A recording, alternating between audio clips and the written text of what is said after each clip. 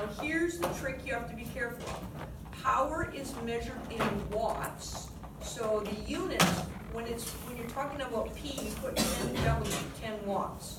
But work is a W also. So there's a difference between the unit, 10 watts, and the unknown or the algebraic values in a formula, work. So you got to be careful. There's two W's going on. One is W that stands for work, it's the formula, and the other one is W that stands for watts, it's the units. So power is work over time, that's change in energy over time, which can be either change in potential or change in kinetic energy. So EP2 minus EP1 or EK2 minus EK1 over time. So in the first one, I have a wrestler lifting up a person. So we're lifting them, it should say from the floor, so my EP1 is 0. We're not talking about, we're just saying it's going from rest to this other position from rest, so we're not talking about kinetic energy. So my power is EP2 minus EP1, which is really just MAGH minus 0 over time. So I plug my numbers in, and I get my answer in watts, and then I put in the correct number of significant digits. Or I've got this other one where I've got an object, a car or whatever, speeding up, slowing down. It says a sleigh, and I'm not changing the height at all, I'm changing the speed. So as soon as I change speed, I can do work as EK2 minus EK1. And if I know how long that occurred, I can then say, okay, divide by time. So I've got V1 is 4, V2 is 12, so 1/2 mv squared V2, that's with the 12, minus 1/2 mv squared with the 4, divided by the time gives me this giant amount of watts, which I have to round to 2 significant digits.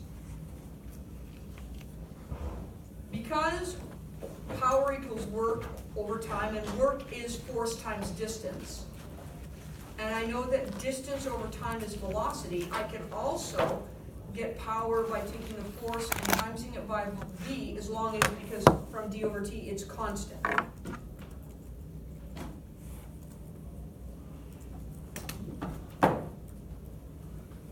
And then this other one here, when I'm talking about whenever we're doing a machine in terms of efficiency, and I don't think this is on there either, I should have put it in. What happens is everything we have is some kind of efficiency.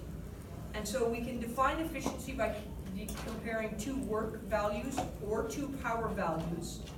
And we can have efficiency as that first one, 95%, or we can put it as a decimal. So work out over work in times 100, or work out over work in and just give me the decimal. Or I can do the same thing with power. Power out over power in. How do I know which one? Little number over big number times 100 with work or power. So that's that situation there. So then what that brings us to is here. Could you go back to the last page for 1 second? Thank you.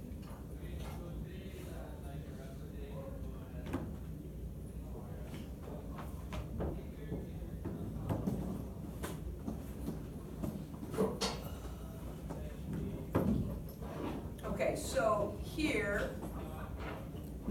what we have is our power and efficiency homework. And again, power is the rate of work divided by time.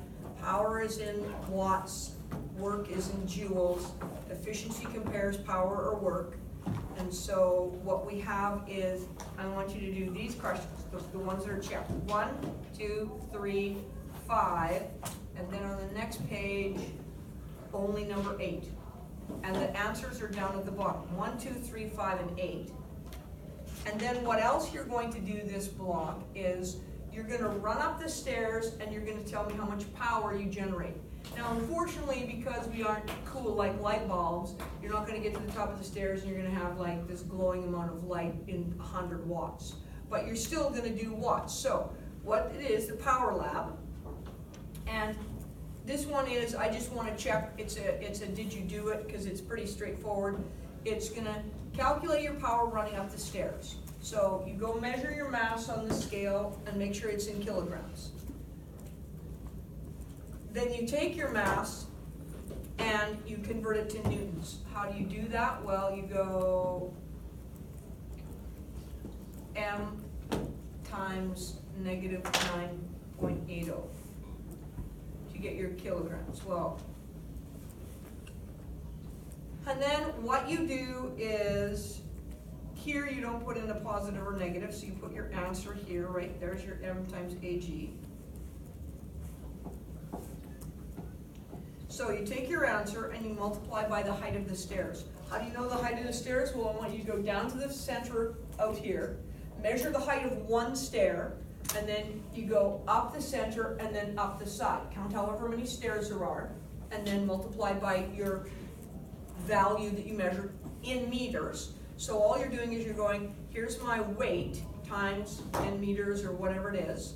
That's your work, because you're going from the bottom, 0. The potential energy to begin with is 0. Your final potential energy is whatever, so this is kind of like EP2.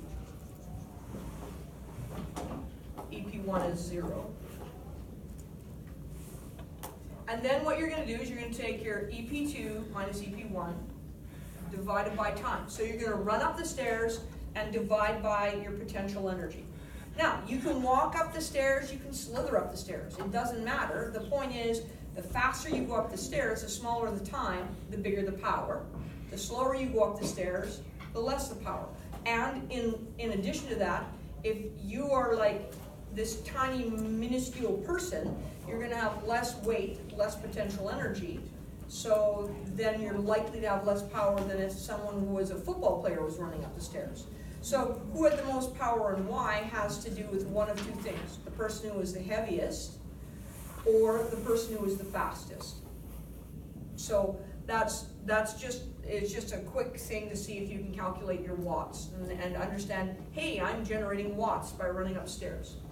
So you're doing that and those questions. So I don't care when you work on the running up the stairs thing, there's a meter stick at the back so you can measure the height. And once you're done, you just show, I just want to give you a check mark to say, yeah, you've done that lab, because it's pretty straightforward.